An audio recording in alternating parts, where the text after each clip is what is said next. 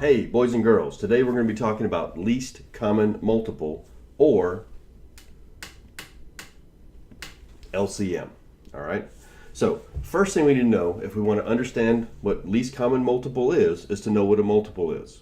Now, in a previous video, I talked to you about greatest common factor, and I told you that greatest common factor was not skip counting or using multiples. Well, least common multiple basically is. All right? So, least common multiple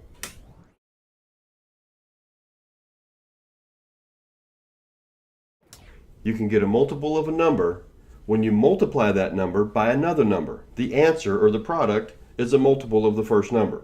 All right?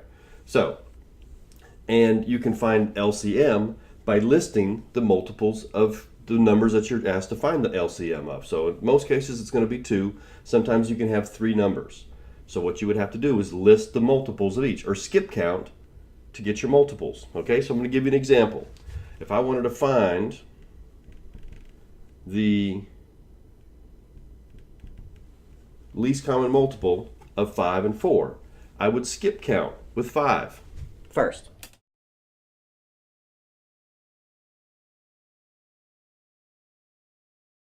Then I do the same thing with 4.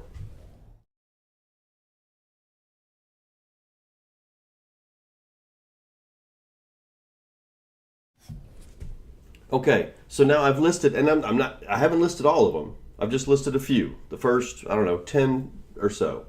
All right? So the first thing I want to do is find any common ones. And what I mean by common is ones that are in both the list of 5 and 4. Okay, so I want to look at both the lists, and I want to see if there are any that are in both lists. Okay, so the first one that I see is 20. 20 is in both lists. And then if I look a little harder, I see 40.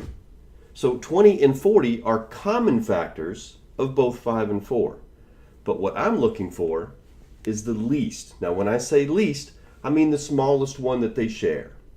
All right? So you may have already guessed that the least common multiple in this case is 20, because they both have 20 in it, and it's the first one, the smallest number, that they both share.